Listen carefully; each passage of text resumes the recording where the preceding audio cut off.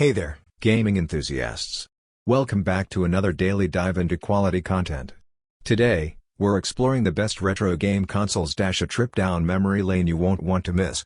If you're as excited about classic gaming as we are, make sure to subscribe, hit that like button, and stay tuned for your daily fix of product insights. Let's make those gaming memories unforgettable, right here on our channel. Number 1. Evercade Versus.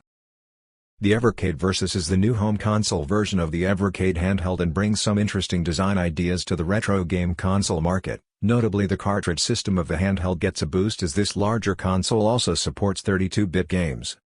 A big part of Evercade Versus is you can play multiplayer games. The console comes with two NES-like controllers and the game packs included in the premium pack are co-op focused. The Technos Arcade 1 cart, for example, features the excellent Double Dragon 2. Unlike other retro consoles, this supports a broad list of games from various developers, so it's not Nintendo or Sega focused. The Versus comes in two versions, £89 or $99 for the console with one controller and one cartridge, or £109, $129 for the console, two controllers and two cartridges. I'd recommend going for this bundle. Number 2. Atari 2600 Plus. The Atari 2600 Plus is the newest retro games console on my list and is a little different to the others here, as it's not a mini and doesn't come with pre-installed games. The Atari 2600 Plus is a unique gaming museum of sorts that is a near full-sized replica of the original 1970s games console and comes with a classic joystick and a 10-in-1 cartridge loaded with some of Atari's greatest hits, including Adventure, Yar's Revenge and my favorite retro game of all time, Missile Command. This is the best retro game console with old games on my list, not just for the 10-in-1 cart but also because it can play almost all the old cartridges for the Atari 2600 and the Atari 7800. The chance to play old carts on a new system, on HD TVs, really puts the Atari 2600 Plus in a league of its own. The only downside to what I think is the best vintage game console on my list is it remains a form of emulation, so playing old carts can take time to load in, around 10 to 15 seconds. Number 3. Super NES Classic. The SNES was the successor to the NES, with more advanced games. The model you get depends on where you live. US gamers can buy the angular North American Super Famicom version with purple accents and controller buttons. The Super NES version, with its more colorful, rounded design with red, blue, yellow, and green buttons is for UK users.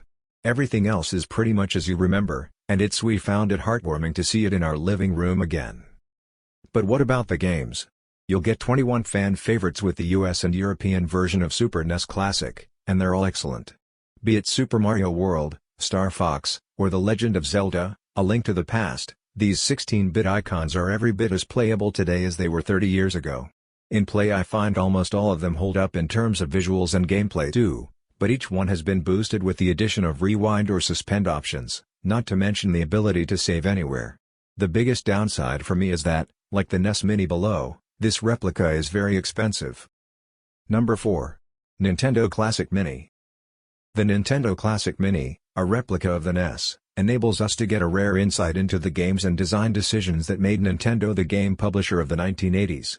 The Nintendo Entertainment System was where things really began for Nintendo. It was the company's first home console and the birthplace of Super Mario, The Legend of Zelda, and Metroid as we know them today. As such, it's no surprise that Nintendo have chosen to resurrect the system in miniature.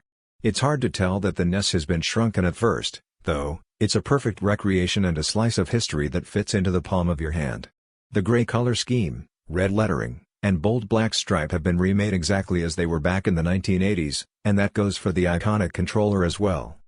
What's more, its 30-game library features all the classics you'd expect. They've aged pretty well thanks to their 2D visuals, too. Number 5. A500 Mini.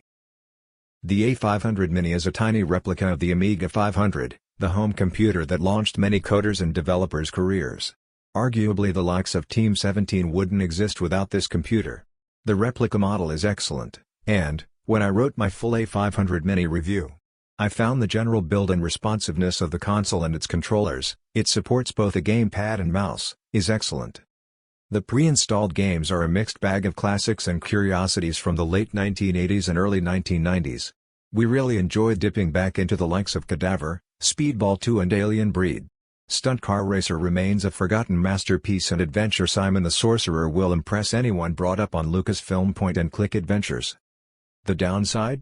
The games, while excellently emulated and even support a virtual keyboard and disc swapping, are missing some classics that made Amiga an iconic system. I would love to be able to play Sensible Soccer, The Secret of Monkey Island, and the Cinemaware series of games, for example.